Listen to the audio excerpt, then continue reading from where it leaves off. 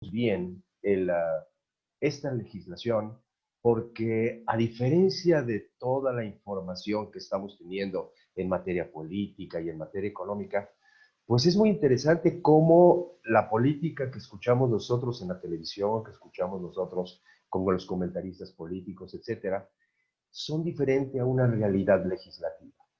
¿A qué me quiero referir a esto? Miren, quería hacer un pequeño antecedente para que nos ubiquemos bien de lo que vamos a platicar el día de hoy.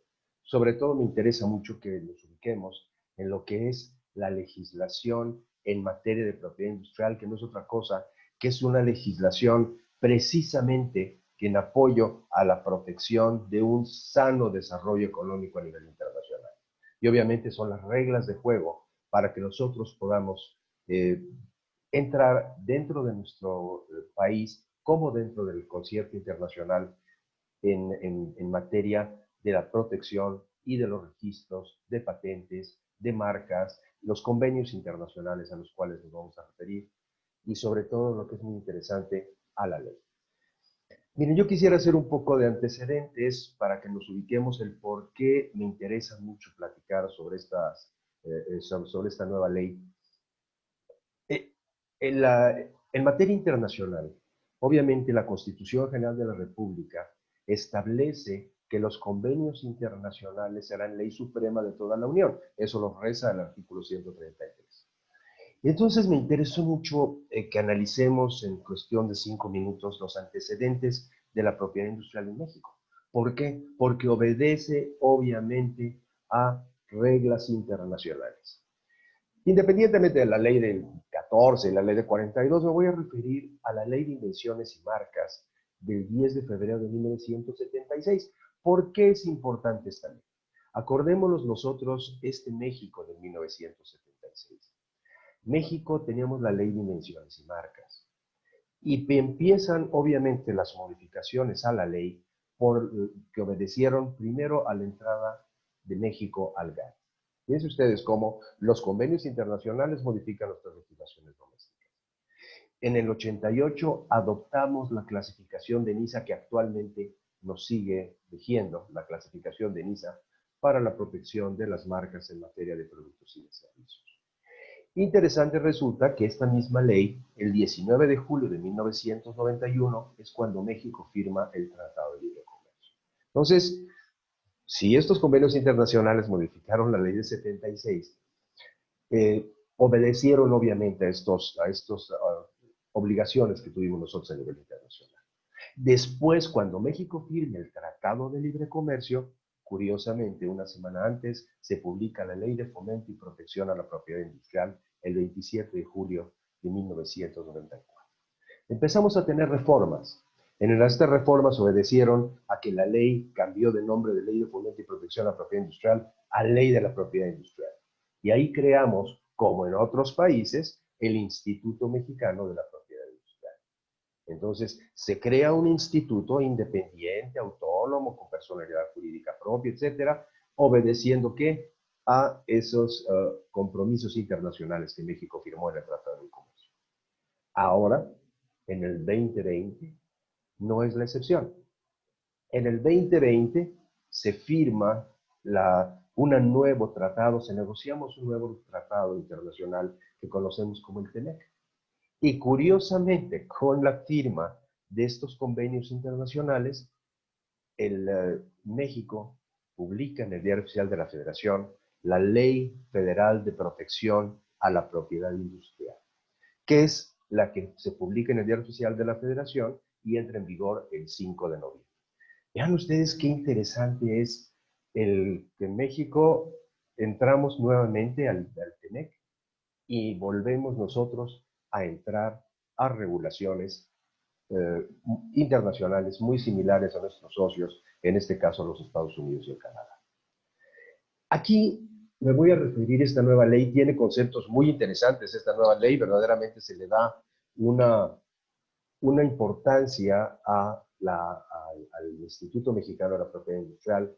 Anteriormente, uno de los temas importantes es precisamente la parte coercitiva del instituto. Una de las cuestiones interesantes que prevé la legislación es la parte coercitiva. Anteriormente, la ley de la propiedad industrial contaba con 229 artículos. Ahora, la nueva legislación cuenta con 410 artículos. O sea, prácticamente tuvimos nosotros un gran desarrollo y esto va a obedecer en gran medida a nuevos conceptos que ahorita vamos a comentar, nuevos conceptos que prevé esta legislación que no preveía la ley de la propiedad industrial. Pero lo que es muy interesante es que se le da también un gran desarrollo a lo que son la cuestión de las franquicias. Ahorita ya vamos a tener la posibilidad de analizar y desarrollar sistemas de franquicias perfectamente bien establecidos, no como lo que preveía la ley de la propiedad industrial, sino ahora sí ya tenemos reglas muy claras para poder desarrollar un sistema de franquicias. Ahorita más adelante vamos a tocar esos temas. ¿Cuáles son los puntos interesantes en materia de generalidades de la ley? Primero, el Instituto Mexicano de la Propiedad Industrial tendrá facultades de carácter fiscal. Esto es muy interesante, anteriormente no los tenía. El instituto, el INPI, será fiscalmente autónomo. Esto para ustedes, señores, obviamente va a ser muy importante. ¿Por qué? Porque el instituto ya va a poder llevar a cabo procedimientos de carácter fiscal, cobros de carácter fiscal, y se va a poder apoyar de las autoridades, en este caso de la Guardia Nacional, para llevar a cabo muchos de los procedimientos contenciosos en contra de posibles infractores. Aquí uno de los temas también importantes en las generalidades de la ley es que el instituto va a poder condenar, cosa que no existía anteriormente en las otras leyes, va a poder condenar dentro de sus resoluciones, va a poder condenar al pago de daños y perjuicios. Ustedes acordarán en muchas ocasiones, han visto resoluciones por parte del instituto en materia de declaraciones administrativas de infracción, y en estas resoluciones el instituto imponía una multa, que vamos a platicar también la parte fiscal de las multas también, imponía una multa y obviamente el instituto emitía una resolución la cual podría ser condenatoria y podría declarar que había efectivamente infracciones en materia de comercio. Por tratarse de una autoridad administrativa, teníamos nosotros la posibilidad de irnos en juicio de nulidad al Tribunal Federal de Justicia Administrativa para impugnar esa resolución. Y posteriormente podernos ir en la vía de amparo si no será favorable la resolución de la sala metropolitana. Ahora, esta nueva ley le da la posibilidad, y más adelante, para que pudiéramos nosotros demandar los daños y perjuicios cuando por ministerio de ley quedara firme la resolución. Entonces era un camino muy largo para poder demandar daños y perjuicios. Hoy por hoy la legislación le da la posibilidad al instituto, y yo creo que es uno de los puntos importantes realmente torales en esta legislación, que le da la posibilidad al instituto de poder establecer dentro de la resolución del instituto, poder establecer los daños y perjuicios. Cuando entremos al capítulo de procedimientos contenciosos vamos a ahondar un poquito más en eso. Los créditos fiscales. Aquí es muy interesante quienes han estado o conocen procedimientos de carácter contencioso en materia propiedad intelectual. Cuando el instituto emitía una resolución y ponía una multa, le marcaba copia, en el caso de nosotros, a la Secretaría General, a la Secretaría de Finanzas del Gobierno del Estado, para que ese crédito fiscal, la Secretaría de Finanzas del Gobierno del Estado, pudiera, obviamente, cobrarla. Esta ley le va a dar la posibilidad al instituto de que las multas que el instituto imponga, esos ingresos, dice la ley, esos ingresos por concepto de las multas impuestas por el INPI, se destinarán para cubrir sus gastos de operación. O sea, ya no va a ser el pago de las multas que el instituto emite en una resolución, ya no van a ser para la Secretaría de Finanzas del Gobierno del Estado, ya no va a ser un crédito fiscal que va a cobrar el Gobierno del Estado, sino que lo va a cobrar directamente el instituto y va a hacer esa multa, va a ser precisamente para la operación del INPI. Entonces, este es un tema verdaderamente interesante, es un tema importante y es un tema que obviamente le está dando dientes al INPI para poder cobrar estas multas y estas resoluciones y poder obviamente tener estos recursos. Igual, uno de los temas también importantes en materia contenciosa, los daños y perjuicios tendrá la potestad del instituto de establecer y de determinarlos. O sea, en las demandas de infracción, vamos nosotros a poder presentar como pruebas y poder nosotros establecer de qué daños o perjuicios nuestro cliente pudo haber sido afectado. Y entonces el instituto tendrá la potestad de determinar los daños y perjuicios y ya no nos tendremos que ir nosotros a tribunales a llevar a cabo un procedimiento ante los tribunales para poder demandar estos daños y perjuicios. Anteriormente, bueno, estábamos viendo, se podían demandar los daños y perjuicios hasta que se causara obstado por el Ministerio de México. Esta ley obedece a las actuaciones del TEMEC, como lo había comentado, como fue la Ley de Fomento y Protección de la Propiedad Industrial y la Ley de la Propiedad Industrial, que obedecieron, obviamente, a las regulaciones del Tratado de Libre Comercio.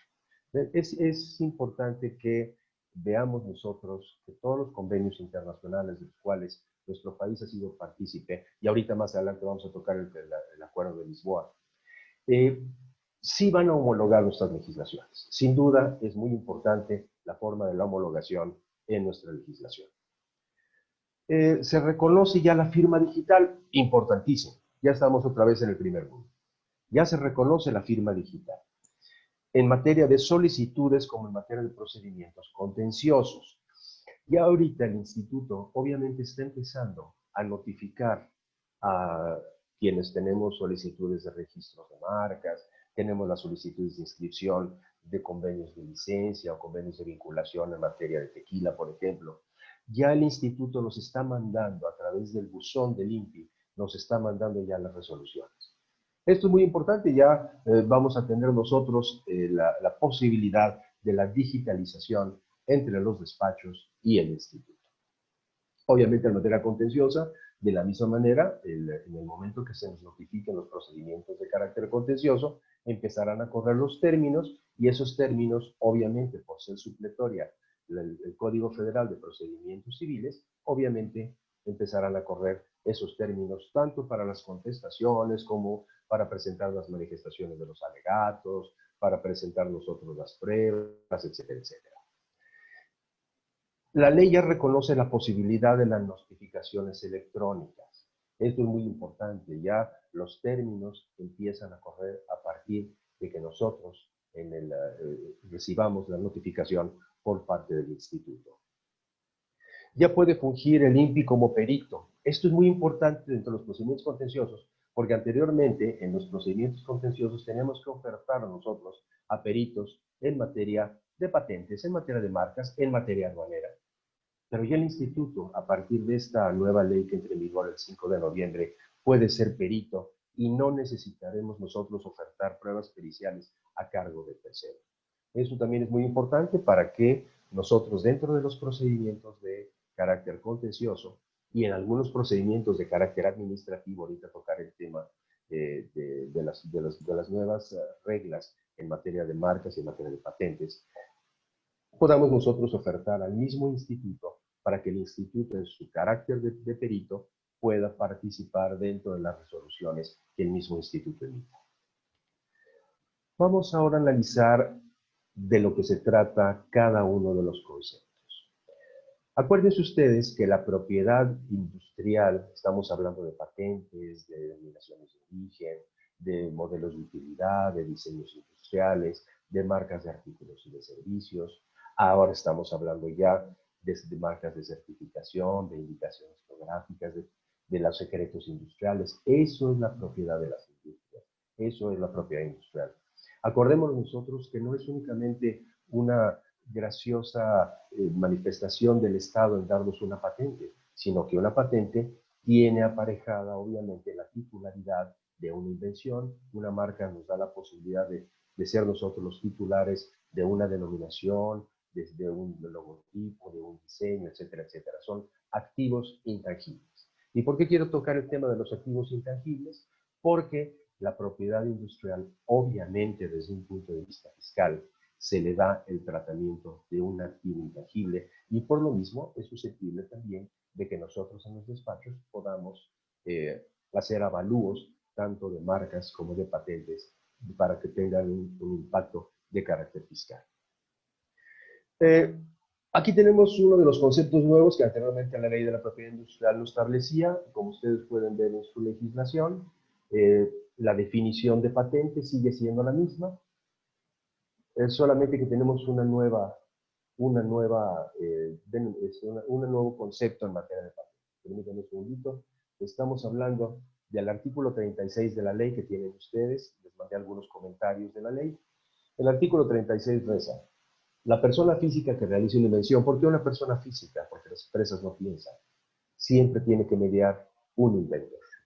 La persona física que realiza una invención, modelo de utilidad, los modelos de utilidad son utensilios, aparatos, herramientas, eh, diseños industriales o esquema de trazado de circuitos integrados, o su causa habiente. Aquí estamos ya hablando de la causa habiencia sí es la empresa. Una empresa puede ser titular de una patente, pero debe de mediar un inventor. Cuando presentamos nosotros las patentes a nombre de una empresa, obviamente se celebra un contrato de cesión de derechos o de transmisión de derechos, para que sea la empresa la titular de esos derechos. Les decía, seguimos nosotros como la ley de la propiedad industrial, la definición sigue siendo la misma, solamente que tenemos un nuevo concepto que son las patentes de segundo uso. Este concepto obviamente opera en otros países, en México no lo teníamos, y es cuando una patente que ya es del dominio público. Fíjense ustedes qué importante, ¿eh? Y ahorita con el COVID y la pandemia que estamos viviendo, obviamente este artículo va a ser importantísimo en materia de patentes. Dice, cuando una patente ya es del dominio público, se le encuentran nuevas propiedades y puede ser protegida nuevamente. Yo creo que esto es un parteaguas dentro de la ley en materia de patentes. ¿Por qué? Porque él está dando la posibilidad a los inventores de hacer mejoras en sus patentes, el poder tener esas patentes que ya fueron del dominio público, poder nosotros ver la posibilidad que ese titular de esa patente, de esa invención, pueda encontrarle nuevos usos. Entonces estamos apoyando a la empresa para que tenga, obviamente, nuevos organización y nuevos desarrollos de productos, nuevas invenciones, etc. Otro de los temas importantes, las patentes, recordarán ustedes, en base a la ley, tienen una vigencia de 20 años. Los modelos de utilidad, en base a la ley de la propiedad industrial, tenían una vigencia de 10 años y los diseños industriales tenían una vigencia de 15 años.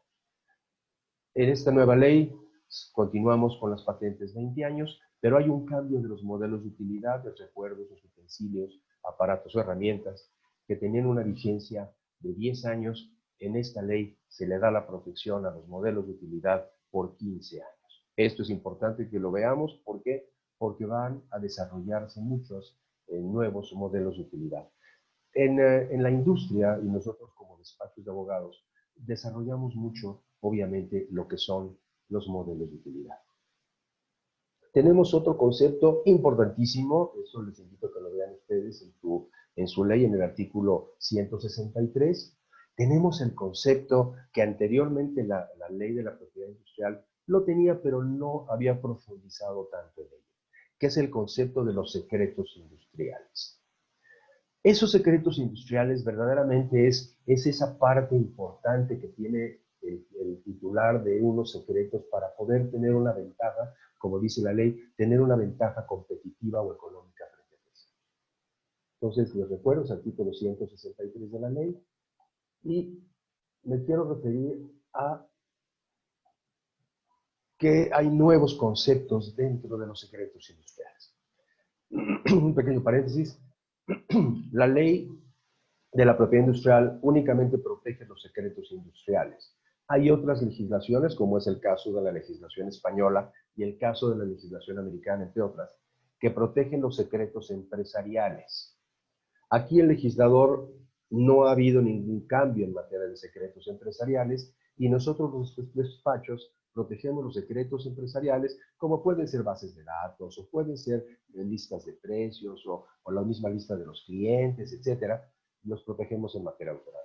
Pero aquí el legislador únicamente se refiere a lo que son los secretos de las industrias. Dice la ley: secreto industrial es toda información de aplicación industrial. De aplicación industrial o comercial que guarde una persona que ejerce su control legal con carácter confidencial. El control legal es uno de los cambios importantes que tuvo esta ley. La ley anterior no definía el concepto del control legal de la información. Es importante porque más adelante lo vamos a ver en materia de delitos. Obviamente, ¿quién puede ser, ¿cómo se llama? Puede incurrir en un delito al ser precisamente una persona que pueda apropiarse de ese secreto industrial. Que le signifique el secreto de obtención o el mantenimiento de una ventaja competitiva o económica. Entonces, obviamente, los secretos industriales que tienen las empresas, obviamente es para el desarrollo de sus productos. Más adelante la legislación habla sobre la definición de apropiación indebida. Esto es muy importante porque más adelante, cuando hablemos nosotros de los conceptos de los delitos, que se tipifican delitos en el cuerpo de la ley, tenemos nosotros como elemento importante que acreditar que existe una apropiación indebida de un secreto industrial. Entonces, como anteriormente se hablaba de la tipificación de los delitos, la tipificación del delito y los elementos del tipo penal, como anteriormente lo analizábamos, esos elementos del tipo penal es el control de la información, obviamente una apropiación indebida y la divulgación, aprovechamiento, uso y apropiación de secretos industriales. Entonces, ya por una parte, en el cuerpo de la ley, el legislador me define lo que es un secreto industrial y posteriormente tenemos la posibilidad de que se tipifiquen en el mismo cuerpo de la ley, lo vamos a ver ahorita cuando entremos a procedimientos contenciosos, que se tipifiquen obviamente los delitos. Entremos al concepto de marcas. Miren, el concepto de marcas es muy importante. Vamos a tener nosotros muchos cambios en materia de marcas. Eso va a ser muy importante y sobre todo ustedes va a ser muy importante como agentes aduanales porque vienen algunos cambios importantes en materia de comercio internacional. Día con día nuestra legislación se va adoptando y está adoptando y estamos nosotros teniendo dentro del cuerpo de la ley, obviamente, la posibilidad de otro tipo de figuras como existen en otros países. ¿A qué me quiero referir a esto? Dice, ¿qué es una marca? Una marca es una denominación, es una palabra, son letras, números, elementos figurativos, o sea, los logotipos, pero ya está incorporando en esta nueva ley el legislador, ya está incorporando conceptos novedosos que existían en otras legislaciones, como es el caso de los registros comunitarios ante la Unión Europea, como son los hologramas, las marcas olfativas y las marcas auditivas. Esto lo hemos comentado en muchísimas ocasiones. Esto es, en otros lugares, en otros países, se protegían, por ejemplo, los aromas de los perfumes. Se protege, por ejemplo, el buqué de los vinos. Entonces es interesante porque nosotros en nuestro estado de Jalisco tenemos la denominación de origen tequila. Y en el Consejo Regular de Tequila y en la Cámara Nacional de la Industria Tequilera siempre se pugnó porque tuviéramos nosotros también marcas gustativas, marcas olfativas y lo que son muy importantes son los jingles que son las marcas auditivas. En muchas ocasiones tenemos marcas que vienen acompañadas con signos auditivos, como es el caso de Steren. Entonces vean ustedes cómo ya la legislación adopta figuras que anteriormente no teníamos aquí en nuestra legislación, pero que ya las hemos adoptado y las hemos puesto en protección en base a esta nueva legislación que entra el 5 de noviembre. Otro de los temas importantes, todos ustedes se acordarán, quienes han manejado registros marcarios, se acordarán de que nosotros presentábamos nuestra solicitud de registros de marca y en ese momento teníamos lo que se conoce como la fecha legal.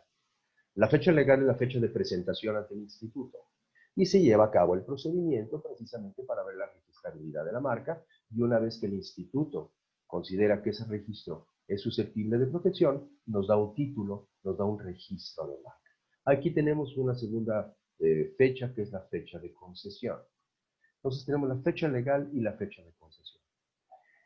La ley de la propiedad industrial establecía que los registros de marcas tienen una vigencia de 10 años contados a partir de la fecha legal, de la fecha de presentación en el instituto. En otros países, la protección se da a partir de la fecha de concesión. Es el caso de los Estados Unidos. Tenemos nosotros registros marcarios en el cual obviamente es la fecha de concesión la que tenemos nosotros que tomar en consideración para las futuras comprobaciones de uso y renovación de la marca. ¿Cuál es la parte importante en esta nueva ley? Que a partir del 5 de noviembre, la protección de los registros de las marcas se tomarán a partir de la fecha de concesión y no como antes lo teníamos a partir de la fecha legal. Otro tema importante es la coexistencia de marcas. Ya lo prevé la ley. Anteriormente la ley no preveía la posibilidad de que hubiera una coexistencia de marcas.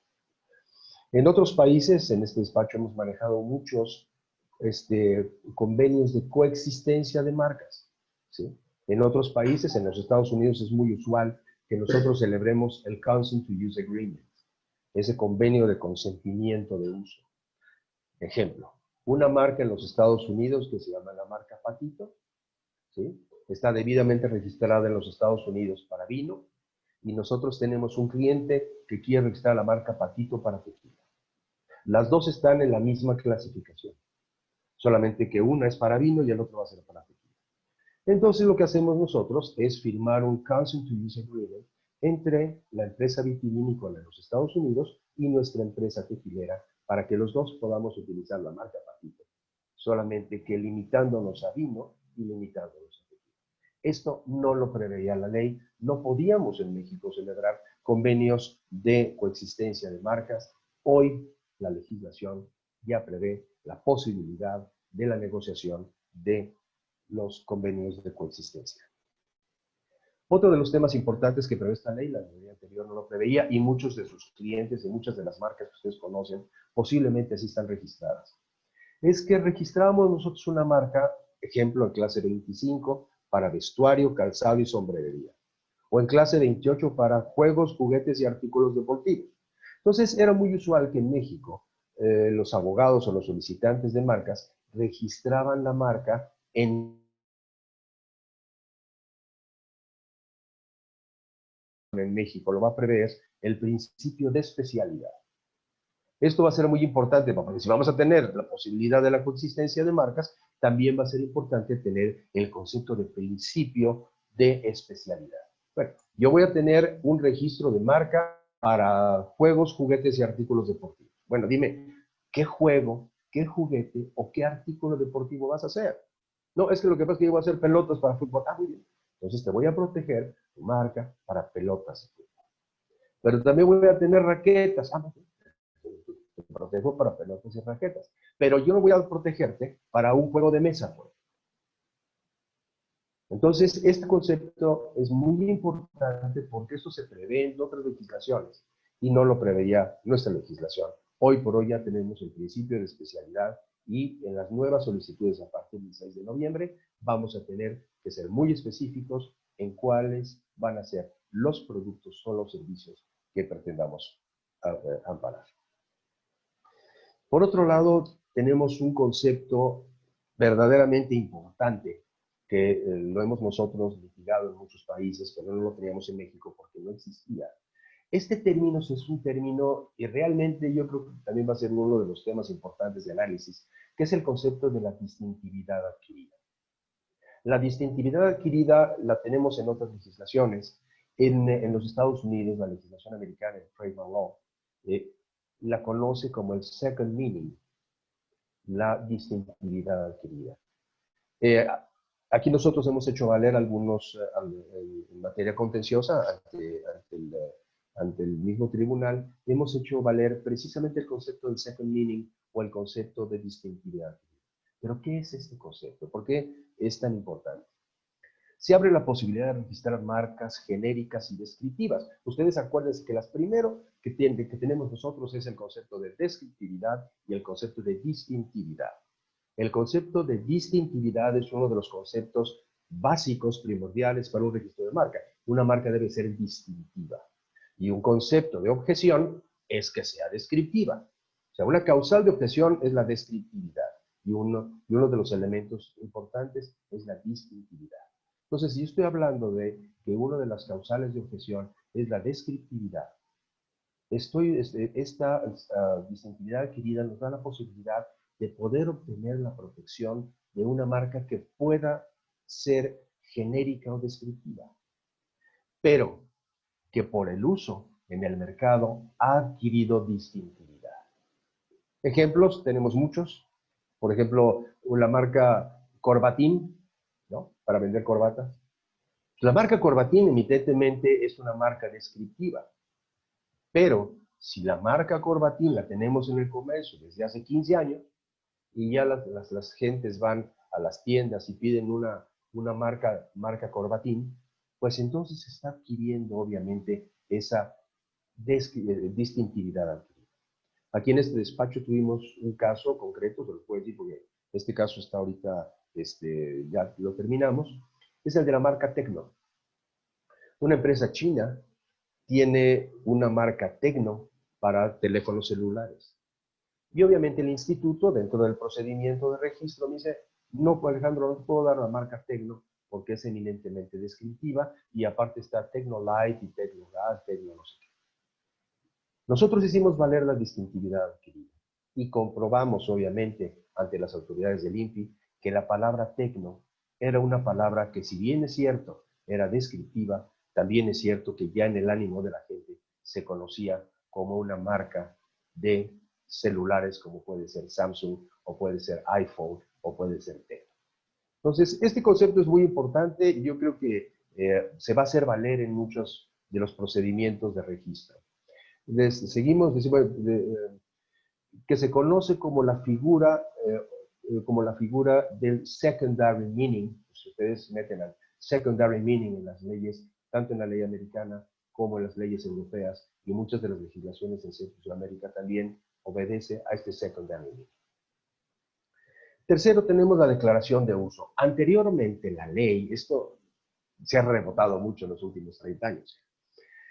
La ley de invenciones y marcas establecía claramente en su artículo 117 que teníamos que comprobar el uso efectivo de la marca a los 3 años siguientes al registro de la misma. Durante años, los despachos de abogados estuvimos presentando el trámite de comprobación de uso. En 1991, la Ley de Fomento y Protección de la Propiedad Industrial y posteriormente la Ley de Propiedad Industrial dijeron, no, ya no me compruebes el uso, ¿sí? Nada más vas a comprobar el uso en el momento de la renovación de la marca. Entonces nos quitaron la comprobación de uso.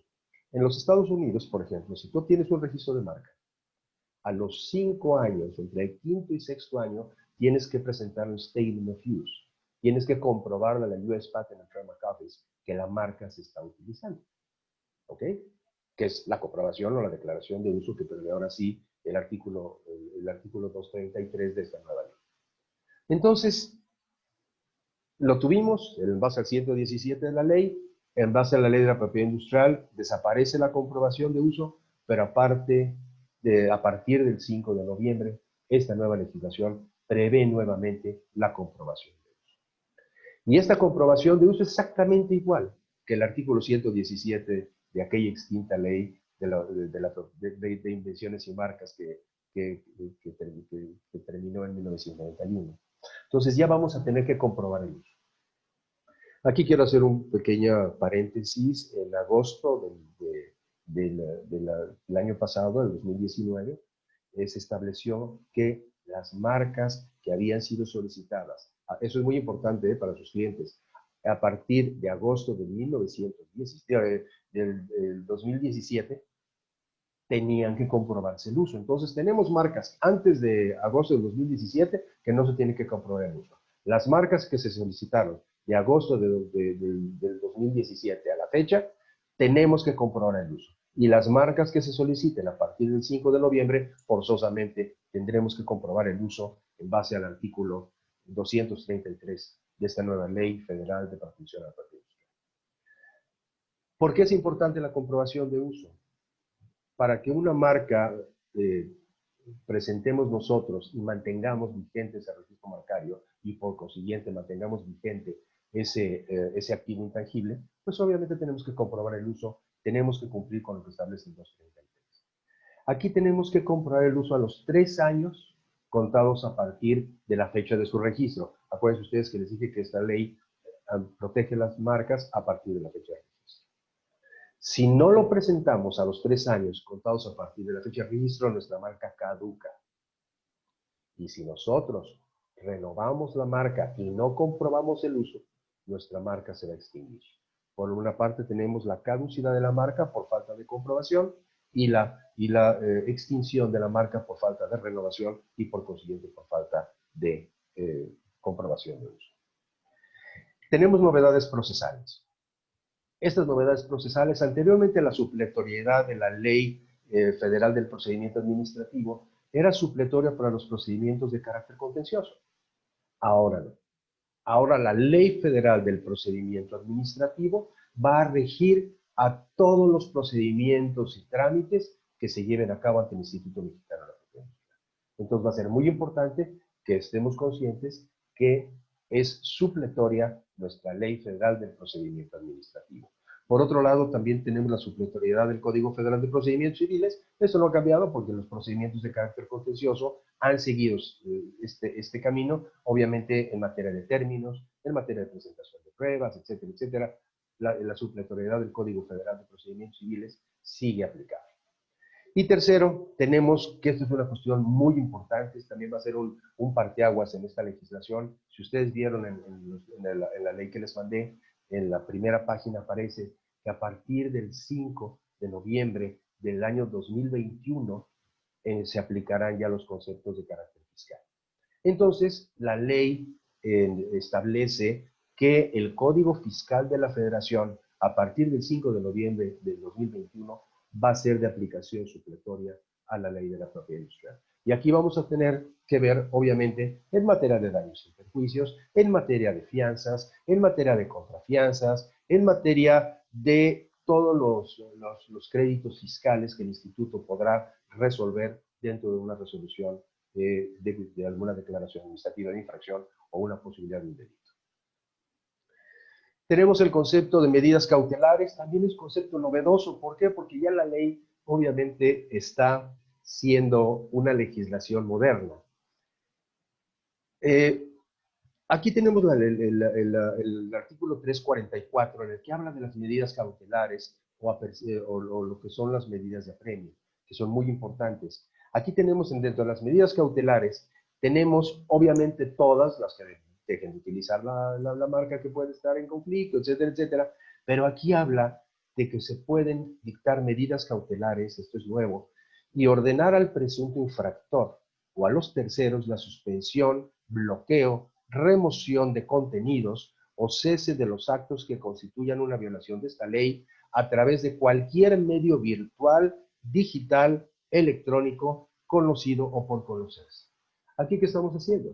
De que ya la ley prevé la posibilidad de llevar a cabo procedimientos de carácter contencioso, dictar medidas cautelares o interdictos precisamente en contra de páginas de webpage, nombres de dominio, plataformas como Amazon, Facebook, Marketplace o en Mercado Libre, etc. Esto es importante, esto va a ser muy importante. ¿Por qué? Porque ahora sí la legislación nos da las posibilidades de poder demandar y solicitar del instituto que se dicten medidas cautelares y que se obligue, obviamente, a todas estas plataformas a bajar, obviamente, esta marca que pudo haber sido afectada. Y por otro lado, se les tiene que quitar los productos que están en el comercio, como puede ser el caso de Amazon o el caso de Mercado Libre. Hoy estoy vendiendo productos apócrifos o productos piratas. Obviamente el instituto puede ordenar a las plataformas que los bajen. Importante. Y por último tenemos el ordenar se suspenda la presentación de un servicio o se clausura el establecimiento. Aquí ya es muy claro la lectura de la ley en el sentido de que pueden haber clausuras en materia de medidas cautelares. Otro tema importante, ya vamos a entrar a los procedimientos de carácter contencioso y ahorita en 5 minutos entramos a preguntas y respuestas. Tenemos un nuevo concepto, que es un concepto muy interesante, que es el concepto de la conciliación. Ya nos da la posibilidad, la ley, de que dentro de un procedimiento de carácter contencioso, ya hace una declaración administrativa de infracción o una declaración administrativa de nulidad o una infracción en materia de comercio, poder nosotros celebrar conciliaciones. El instituto tiene la facultad de ser un conciliador, pero anteriormente era de buena fe. Ahorita hay todo un procedimiento que prevé la ley para poder sujetarnos nosotros a esta conciliación. Es importante, lo establece el artículo 372 de la ley, ya nos está diciendo de qué manera podríamos nosotros acceder a una conciliación dentro de los procedimientos de carácter contencioso, los términos para poder presentar la conciliación. La conciliación ahorita ya no va a ser meramente un acto gracioso por parte de la autoridad, sino ya es todo un procedimiento en el cual nosotros podemos solicitar a la autoridad una conciliación, correr traslado a la contraparte para poder llegar a una conciliación y firmar un convenio conciliatorio que obviamente tendrá pareja de ejecución.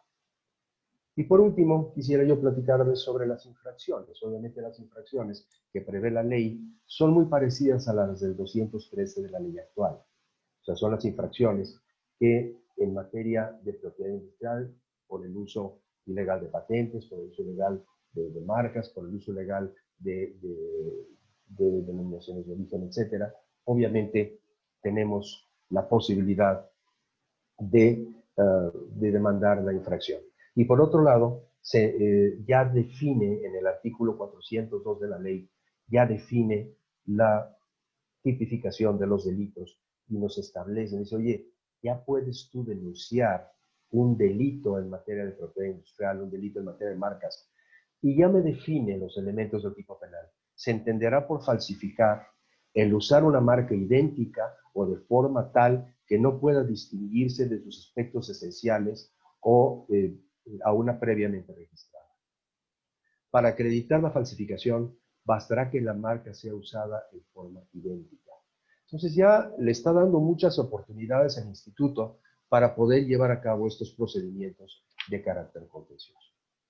Por último, me quería yo referir, para entrar a preguntas y respuestas, a que nuestra legislación, esta nueva legislación, ya va a prever en su totalidad el arreglo de Lisboa que firmó México, ese arreglo de Lisboa, que obviamente habla de denominaciones de origen importantísimas para nosotros, obviamente la denominación de origen tequila, la denominación de origen mezcal, la denominación de origen yagualita para los chiles yagualita. La ley anterior únicamente preveía lo que eran denominaciones de origen. Y el convenio de Lisboa amparaba denominaciones de origen, marcas de certificación y obviamente indicaciones geográficas. Entonces ya está esta legislación, ya está adoptando el arreglo de Lisboa y ya contamos nosotros con estos elementos, no únicamente las denominaciones de origen, sino nuestras marcas de certificación son muy importantes. Obviamente el Consejo Regulador de Tequila tendrá la potestad, como lo tiene en los Estados Unidos, que obtuvimos el registro de la palabra tequila como marca de certificación a favor del Consejo Regulador de Tequila. Hasta el Consejo Regulador del mezcal también se está solicitando en los Estados Unidos, en base a las marcas de certificación, la certificación obviamente de la palabra mezcal. Entonces vean ustedes la importancia que revisten los convenios internacionales. Es muy importante que ya tenemos estas marcas de certificación, indicaciones geográficas, que pueden ser, por ejemplo, un orgullo para los jaliscienses, obviamente, los equipales de Zacualco.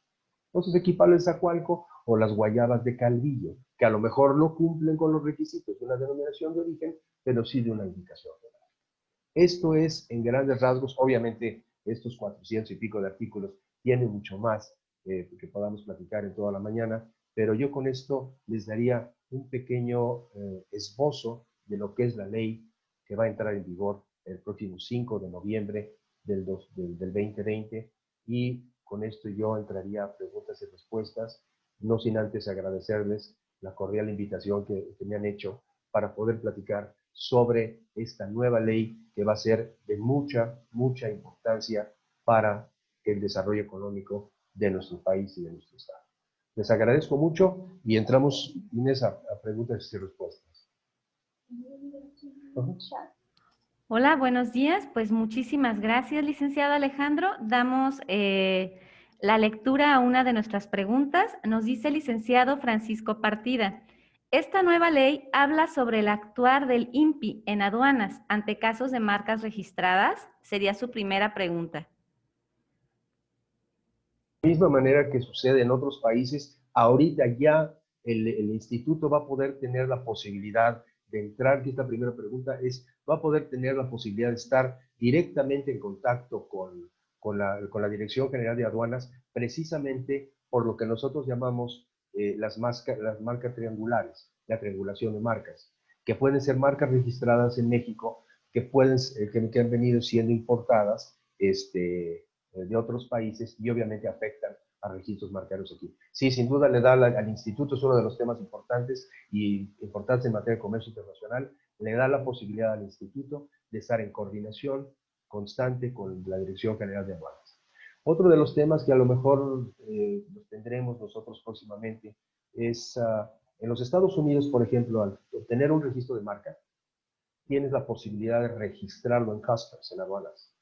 Y va a ser aduanas directamente la que va a avisarle al titular de un registro de marca que está viendo una importación, lo que en México conocemos como las importaciones paralelas. Entonces, sí ya lo prevé la legislación, no prevé todavía el registro ante aduanas de los registros marcarios, pero ya prevé la posibilidad de que el instituto esté en constante comunicación con aduanas precisamente para el combate contra la piratería y productos apócrifos. Muchísimas gracias, licenciado. Tenemos una segunda pregunta. Nos dice, como agentes aduanales, ¿qué manera tenemos de conocer las marcas que están en querella, en aduana, y que son detenidas en el despacho? El instituto ya tenemos nosotros obviamente tenemos la posibilidad de conocer cuáles son los registros marcarios a través de la página del instituto y también ver cuáles son la posibilidad de los registros marcarios que están en procedimientos contenciosos. Esto es muy importante porque los procedimientos contenciosos, ver qué marcas sí realmente están siendo afectadas y el instituto tenemos nosotros ya desde el punto de vista electrónico y digital tenemos la posibilidad de solicitar esa información al instituto de las marcas que están que están en litigio o están dentro del procedimiento contencioso. Les recuerdo, es entrar directamente a la página de VDOC para los procedimientos contenciosos y a Marcanet para los procedimientos de registro. Muchísimas gracias. Tenemos dos preguntas más del licenciado Raúl Espejel. La primera, ¿podría precisar de nueva cuenta las fechas que comentó en la declaración de uso de marca? Mencionaba antes de 2017, en 2017 y ahora en 2020, pero no tomé la nota precisa de las fechas. Claro que sí, licenciado Espejel, encantado. Primero, antes de agosto de 2017, las marcas no tenían que comprobar el uso. A raíz del 18 de agosto del 2017, las marcas que se solicitan del 18 de agosto del 2017 al 5 de noviembre del 2020, ya se tiene que comprobar el uso efectivo de las marcas. Esta fue una reforma a la ley de la propiedad industrial. Se publicó 18 de agosto del 2017. Y ahora, a partir del 6 de noviembre, obviamente va a ser necesario comprobar el uso de la marca.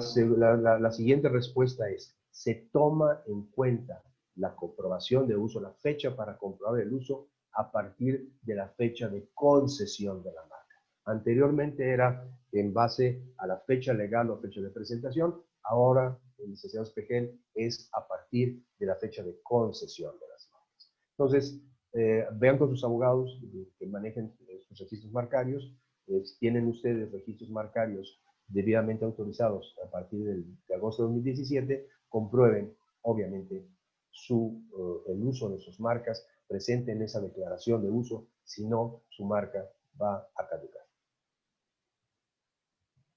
Aquí dice también usted, licenciado Pejel, dice, si el titular de la marca no declara el uso, ¿el registro caducará de pleno derecho? Sí, efectivamente. El registro caduca de pleno derecho si no se hace la declaración de uso y obviamente se extinguirá si no se renueva la marca. Así es.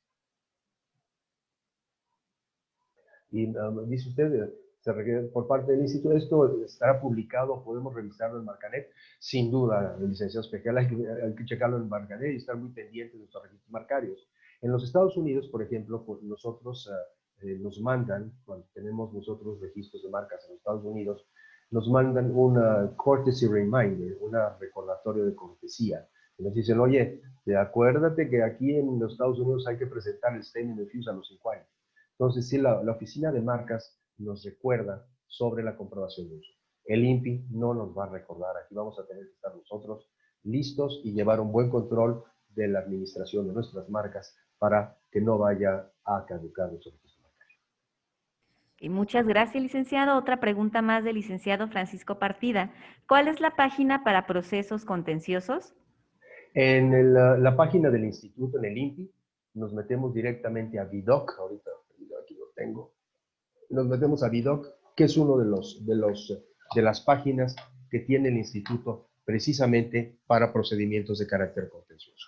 Permíteme un segundito, licenciado Partida, y ahorita le doy la página porque aquí la tengo.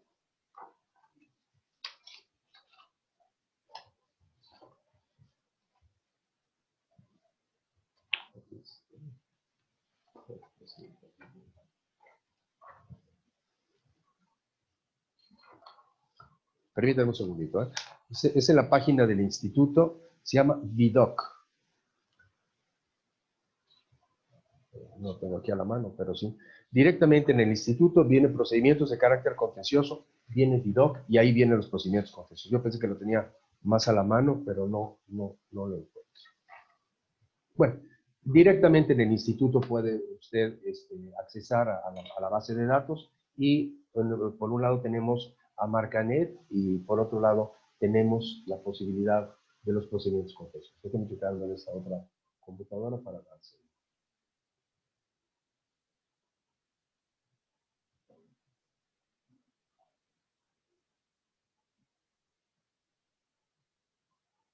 Se llama acervomarcas.inpi. Acervomarcas.inpi y lo tenemos nosotros en el inpi.gov. Ahí podemos nosotros también checar procedimientos de carácter contencioso. ¿Alguna otra pregunta?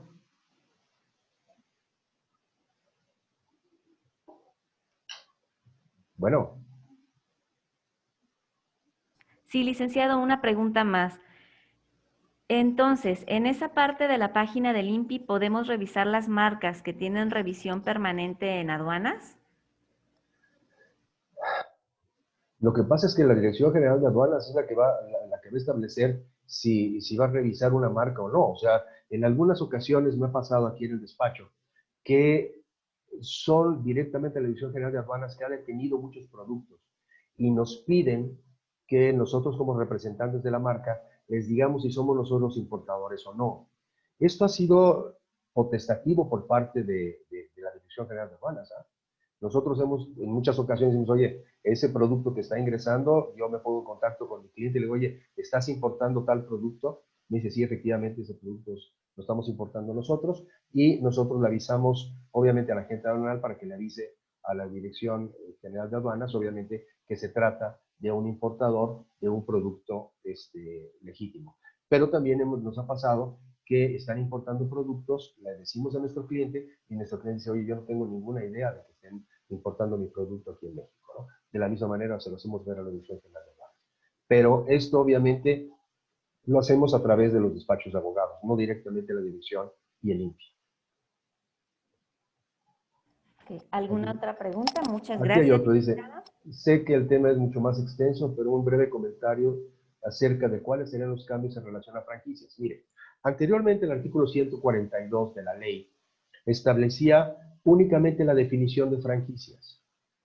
Ahora, y después hubo una reforma en 1994 que se empezaron a, después de la ley de 91 viene la reforma reforma de 94, en las cuales ya adicionó el legislador en el artículo 199 bis 1, 199 bis 2, 199 bis 3, etcétera, de cómo tenemos nosotros que llevar a cabo un sistema de franquicias. Acordemos que la franquicia no es un contrato, sino es un sistema.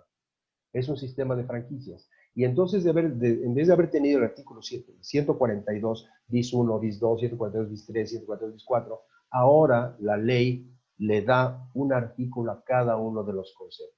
¿Cuáles son esos conceptos? La respuesta es que ya establece, primero, que tiene que tener el franquiciatario o el posible franquiciatario, tiene que tener información sobre la propiedad intelectual que la cita franquiciante, que tiene que tener pues, los estados financieros del franquiciante, que tiene que tener una lista de todas las ventas que han tenido, etcétera, para que el franquiciatario pueda establecer, ¿cómo se llama?, la posibilidad de celebrar ese contrato, ese sistema de franquicia o no.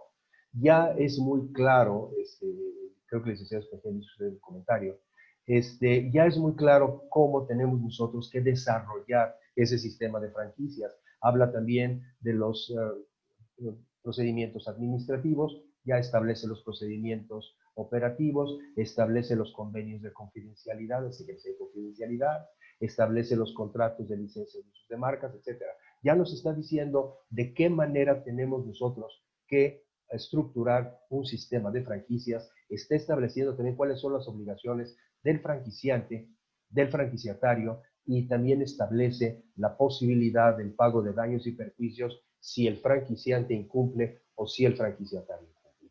Aquí ya nos está dando esta nueva legislación, ya nos está dando todas las reglas perfectamente bien establecidas para poder llevar a cabo un sistema de franquicias. Entonces, esto es muy importante, sí, desgraciadamente no pude porque sí es todo un tema, el tema de las franquicias, pero sí es muy importante el que analicemos nosotros todos los conceptos para poder desarrollar un sistema de franquicias. Un sistema de franquicias, ese es un tema muy interesante, muy importante, pero sí nos llevará mucho tiempo, es un sistema inteligente de hacer negocio. Y entonces, para poder nosotros ver la susceptibilidad de ser franquiciable nuestro negocio, tenemos que sujetarnos, obviamente, a todas las reglas que establece en esta ocasión esta nueva ley federal de protección a la propiedad industrial. No sé si fue la respuesta que usted esperaba, licenciado. ¿Algún comentario más? Ok, perfecto. Nos responde que sí, que muchas gracias. A usted, licenciado. Muchas gracias.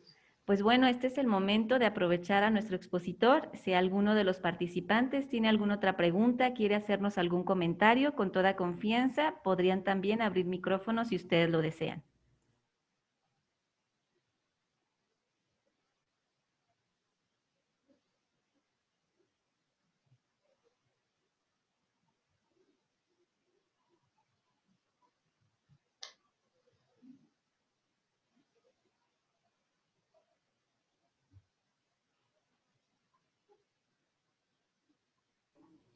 Ok, pues muchísimas gracias, licenciado, No, un gusto. gracias a ustedes. Fue un placer pues que nos acompañara al compartirnos todos sus conocimientos.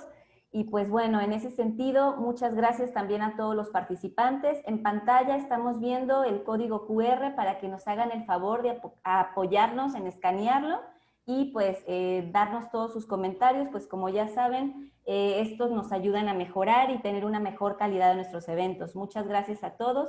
Muchas gracias, licenciado, nuevamente. Muchas gracias a ustedes, de veras, muchísimas gracias. Y ya saben, estoy aquí a las órdenes en el despacho. Si quedó algún comentario, etcétera, no duden en mandarme un correo electrónico. Yo con mucho gusto les voy a contestar todas sus respuestas. Mi correo electrónico es muy sencillo, alejandro.malacara57@gmail.com. No duden en mandarme los correos que necesitan, si quieren alguna información adicional, si quieren que les mande yo algunos de los comentarios o de los estudios que hay en materia de propiedad intelectual en otros países, cuenten con ello. Les repito, alejandro.malacara57@gmail.com. Y les reitero que estoy incondicionalmente a sus órdenes. Muchísimas gracias. Pues muchísimas gracias a todos. Les dejamos unos momentos más el código QR y nuevamente un placer haber contado con su participación, licenciado. Enormemente agradecidos por parte de esta Asociación de Agentes Aduanales de Guadalajara y pues muchas gracias a todos. Que tengan un excelente día. Igualmente, que tengan un excelente día y muchas gracias por la invitación y bienvenidos a una nueva época en la propiedad industrial en México. Muchas gracias. Hasta luego. Gracias a ustedes.